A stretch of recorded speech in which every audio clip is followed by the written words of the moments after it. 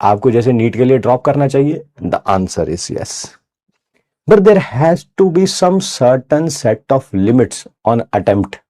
अब वो पता नहीं 2 होनी चाहिए, पता नहीं 3 होनी चाहिए, पता नहीं 4, वो मैं डिसाइड करने वाला कौन होता हूँ, है ना? वो तो गवर्नमेंट को डिसाइड करना चाहिए। बट उसके बाद अगर हो जाए बहुत बढ़िया, नहीं हो तो उसके बाद मूव ऑन करना चाहिए। जिंदगी में और भी बहुत कुछ है करने के लिए, जहां पर उस मुकाम पर पहुंचने के लिए आप लेट हो जाओगे।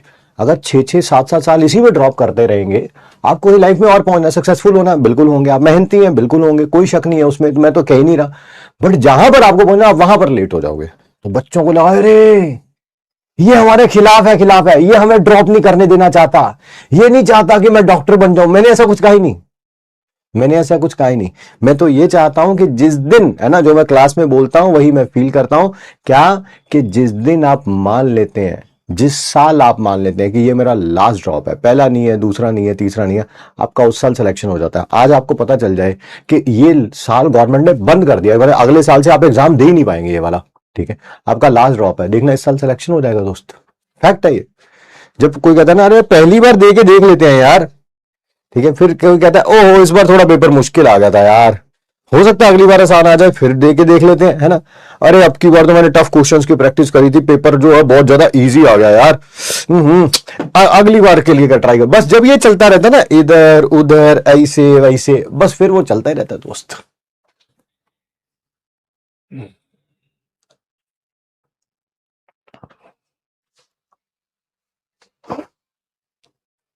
है ना। तो बच्चे ना नाराज हो गए उस बैच में, कह रहे नहीं सर, नहीं नहीं नहीं, आपको क्या पता है हम किन संघर्षों से गुजर रहे हैं। मैंने कहा फिर करो बेटा 25-25 ड्रॉप, अगर ऐसा ही है, आपको मेरे को आपका संघर्ष नहीं पता तो बेटा करो, है ना। अगर मैं अपने पॉइंट ऑफ व्यू से सोचूं कि हर साल अगर बैच में बच्चे बढ़ेंगे तो बढ़िया होगा हमारे लिए, तो है ना। बट मैं तो आपके फायदे की बात कर रहा हूं। एक सर्टन मान लेना चाहिए बंदे को, 2-3 के बाद समझ आ जानी चाहिए, ठीक है।